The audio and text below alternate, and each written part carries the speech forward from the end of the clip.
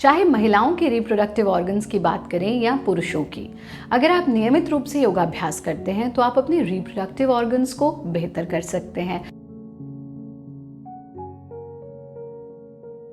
नमस्ते, मैं हूं आचार्य प्रतिष्ठा। हमारे प्रजनन अंग रिप्रोडक्टिव ऑर्गन्स, चाहे महिलाओं के रिप्रोडक्टिव ऑर्गन्स की बात करें या पुरुषों की, अगर आप नियमित रूप से योगाभ्यास करते हैं तो आप अपने रिप्रोडक्टिव ऑर्गन्स को बेहतर कर सकते हैं, बेटर रख सकते हैं, हेल्दी रह सकते हैं। हमारे रिप्रोडक्टिव ऑर्गन से जुड़ी हुई अनेकानेक समस्याएं हमारी माताएं भी अनुभव करती हैं और हमारे भाई भी अनुभव करते हैं। हम आज स्पेसिफिक उन प्रॉब्लम्स के बारे में एक एक करके तो चर्चा नहीं कर रहे हैं।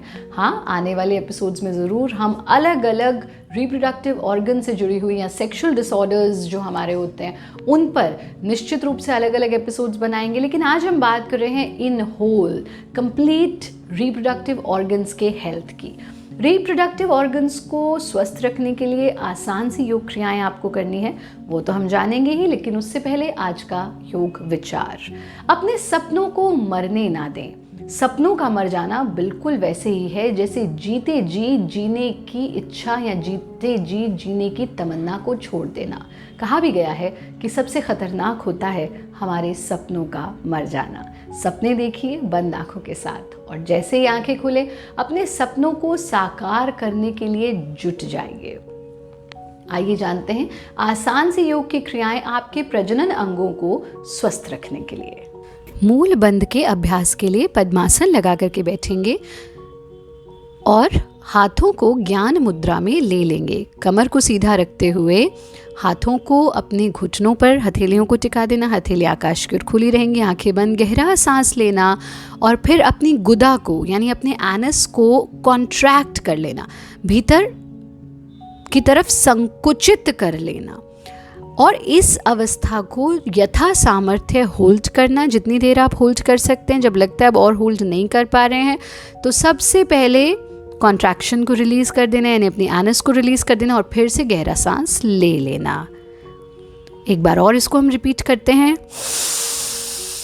इनहेल, कॉन्ट्रैक्ट योर एनस, गुदा को पूरी तरह से संकुचित करना, होल्ड और फिर संकुचित की हुई गुदा को रिलीज़ कर देना, सांस छोड़ देना और फिर से सांस ले लेना। जब आप धीरे धीरे इसका अभ्यास करेंगे तो आप बिना सांस को होल्ड किए नॉर्मल ब्रीदिंग के साथ भी इसको कर पाएंगे। अभी आप इसको 9 से 10 बार तक रिपीट करिए और फिर 9 से 10 बार रिपीट करने के बाद हम अपने घुटनों के बल आ जाते हैं और करते हैं बिलाव आसन। इस स्थिति में आना, सांस भरते हुए चेहरा ऊंचा, हिप्स को ऊपर ले जाना और कमर को भीतर दबा देना।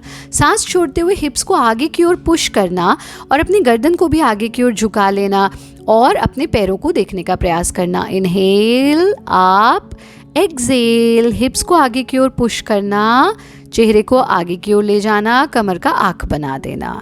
Inhale, spine down, हिप्स up, face up, chest up, exhale, हिप्स को आगे पुश करना, चेहरे को आगे ले आना, कमर का आर्क बना लेना। इसको आप कम से कम 10 बार रिपीट करेंगे। बहुत जल्दबाजी में भी नहीं करना, बहुत स्लो भी नहीं करना। 10 बार करने के बाद वज्रासन में बैठ करके अपने हाथों को पूरी तरह से ढीला छोड़ देंगे। प्रयत्न शैथिल्यम, रिलैक्स। आप अपने प्रजनन अंगों को, रिप्रोडक्टिव ऑर्गन्स को स्वस्थ रखना चाहते हैं तो छोटी छोटी चीज़ों का ध्यान रखें। सबसे पहली चीज़, मोबाइल फ़ोन अपनी पैंट या जीन्स या जो भी लोअर आपने पहना है उसकी जेब में रखना बिल्कुल बंद कर दें। ये एक बहुत ही ख़तरनाक आदत है और ये आपके रिप्रोडक्टिव ऑर्गन्स को डैमेज करने में सबसे ज़्यादा कारगर होती है।